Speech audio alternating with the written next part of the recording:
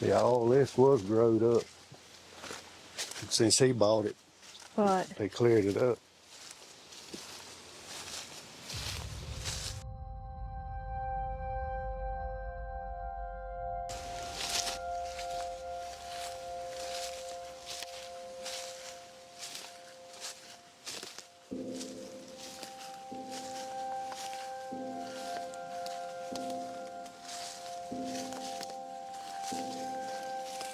That's a lot of down trees.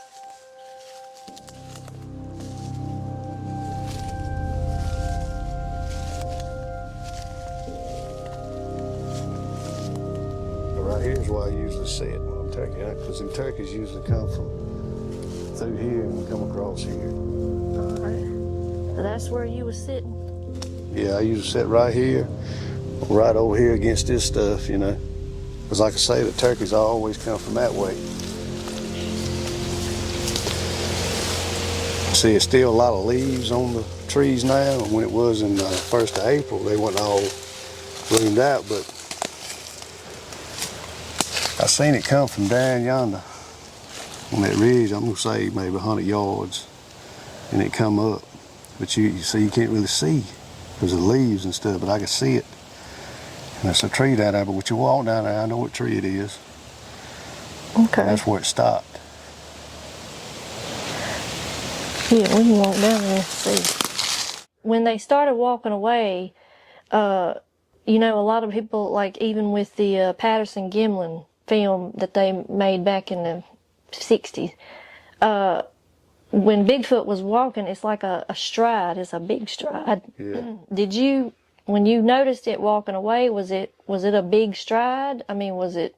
Because like I said, it was in thick stuff at first, and then it was a big tree, and then after you come out of that, that's where it stopped. And then as soon as you come, it's maybe, I want to say 4 or 5 foot section before it goes into a pine thicket. So I didn't actually get to see him. I just seen him step out, stop in that stance that it looks like they do, and then went into the pine thicket. All right. Did you walk over to the spot where he was? I did. I absolutely did. I kept my eyes focused where I about seen the height of where he was at. So I walked down there, and then I looked up at the tree, and I seen, you know, the height of him.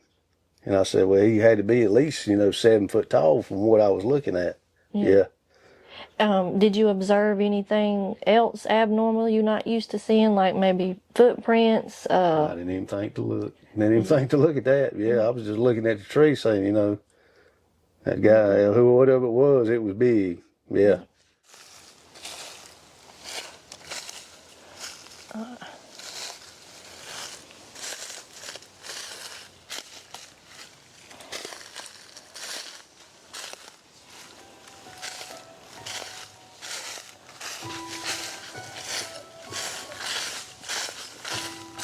That's the tree. All right, let me get. All right, that's the tree. You see how much bigger it is than the other? That's why, you know, what I seen. Yeah. That I picked out. But like I say, because if you looking back that way, it's thick, but it wasn't as thick because you got more leaves on the trees now. Right. But they come from this way and come up through. Like I say, I could see it, and it come up through here. And when it got past the tree here, it stopped like that, you know. I mean, it wasn't looking at me, what I could tell, because it was, like I say, it was all black. It stopped for a second. And then, like I say, it went over into the thick stuff. And like 10 seconds later, the other one came back behind it, and it was shorter. So I kept my eyes on the tree where I thought, you know, the height was by looking where I couldn't see nothing but his thighs and up. Right. You know, and it looked to be on up. Right. You know, because I'm 6'1". So, I mean, it was every bit of 7 foot or taller. Yeah. But like I say, when I seen the second one, I kept my eyes focused on the tree from the height of that one to the other one. I said, well, it was that much taller. And I just walked on straight down through here. I didn't walk like we did. I walked straight to keep my eyes on this tree. Right. And that's where I looked. That's when I backed out and left, you know. Yeah. That's crazy. Yeah, I'll get put it into that tree.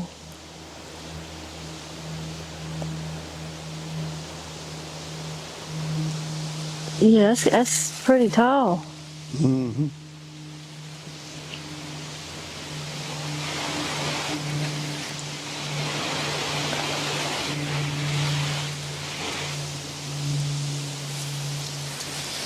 So it would have had, I mean, it had a, I mean, that's steep. I mean, Well, I know I could tell, they was coming like at an angle from that way, because that's about in there's where I started seeing black.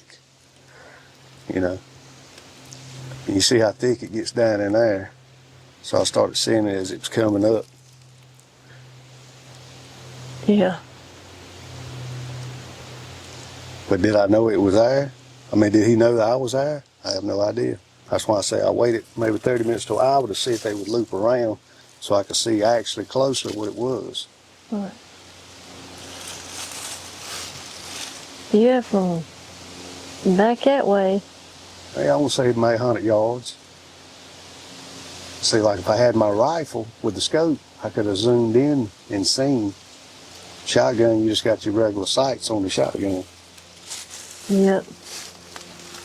Yeah, it had to be pretty massive to be back there to right here. Oh, yeah. And this slope. Yeah. This slope, and it's still reaching the height. Yeah. That you saw it. Yeah. Because I guarantee if you go up there and I stay down here, you probably could see a little bit of me. But where it was so massive, you couldn't help but to see, it was something big. And two of them. Yeah. I mean, the other one could have been maybe my height. But I noticed it was right much similar and smaller in stature than the first one. And I know most people don't see but one when they do see them. Yeah. But I seen it was the same thing. Black, everything black. Yeah. Bradley is only one eyewitness among a slew of thousands that have indeed seen the unexplainable, in this case, Bigfoot.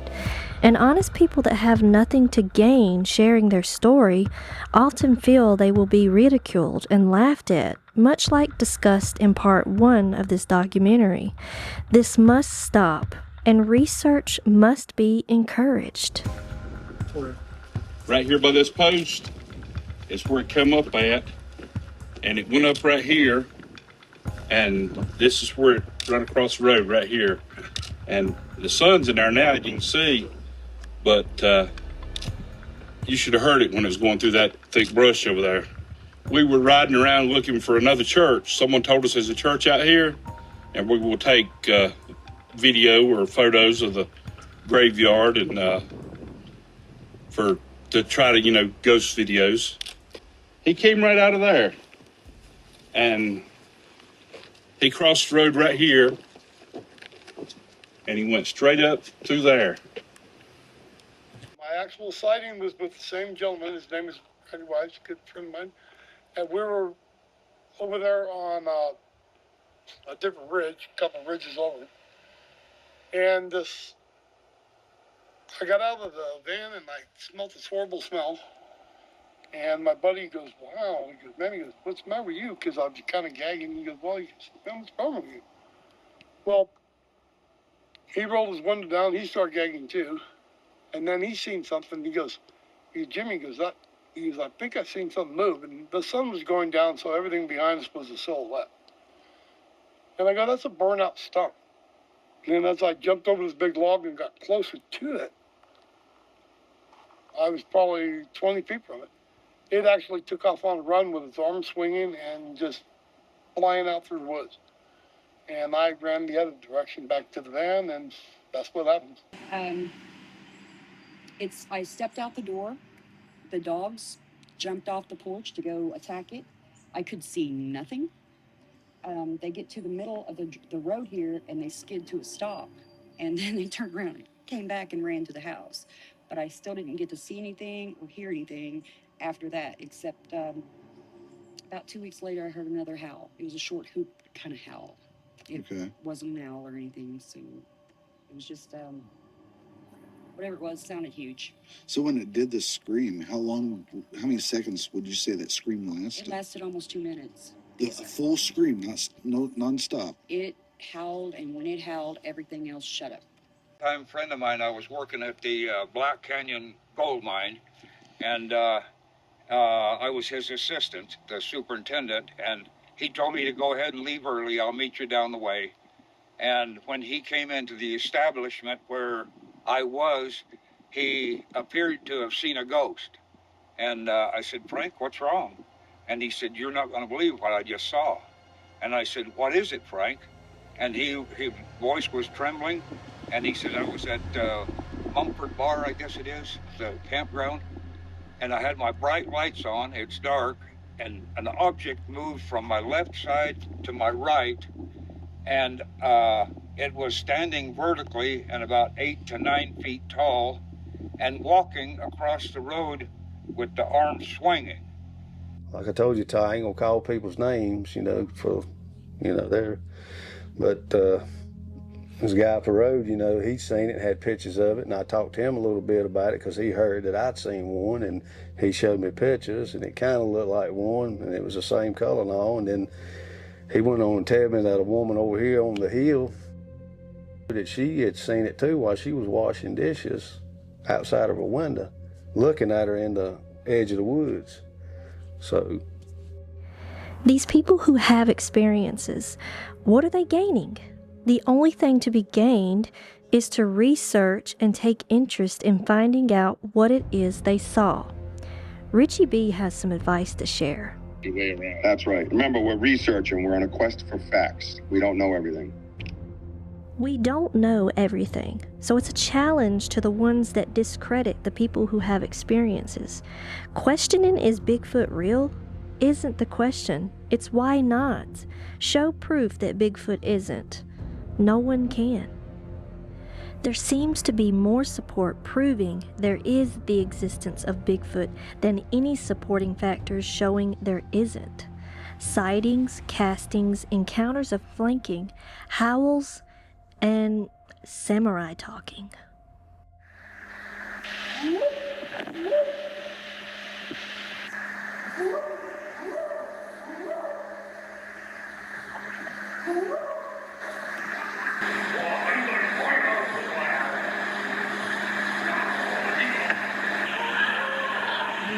So you talked about with me prior to this that you do nighttime hunting for coyote. Oh, yeah.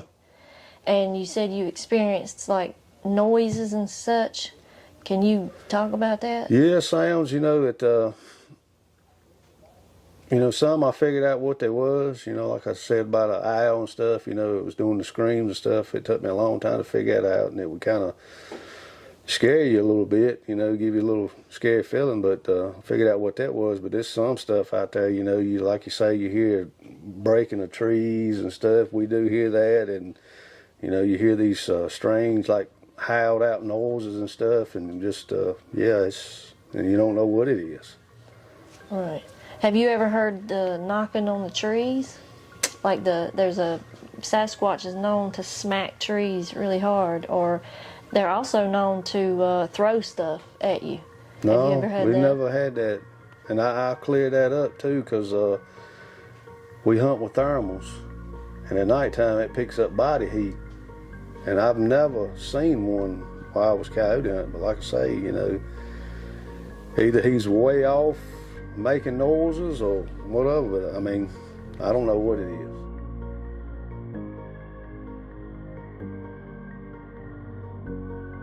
Bigfoot stories have been reported back as far as the 1800s. Native Americans spoke of Bigfoot as being a supernatural shapeshifter or giant ogre who steals children at night. Spanish explorers and Mexican settlers have described Bigfoot as known to them as Los Vigilantes Oscuros, or dark watchers, to stalk camps at night.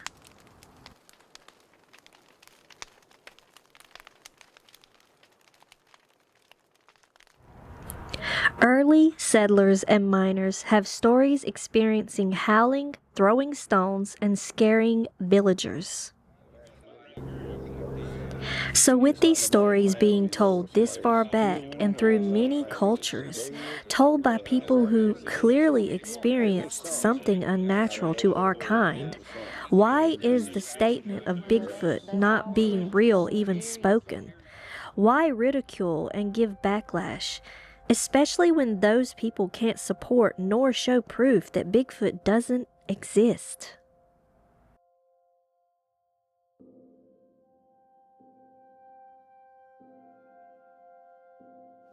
In your opinion, when you think about from a biblical standpoint, what do you feel that what you saw? What do you feel that could have been? If you don't believe in Bigfoot, what is your theory on what it could have been? I don't know.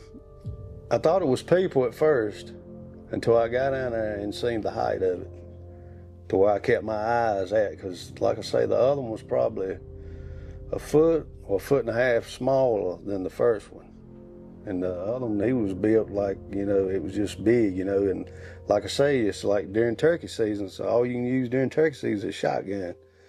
And it's probably 100 yards off. Now, if I'd had been like deer season and I had my rifle, I could have used my scope to see a little bit better what it was, get a little bit more vivid picture of it, you know what I'm saying? From a biblical standpoint, Bigfoot could be descendants of the Nephilim, a race of giants created by fallen angels and human women.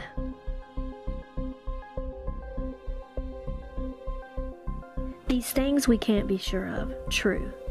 But what we can do is do our research and just keep chasing facts and evidence to the best of our ability and in genuine intention.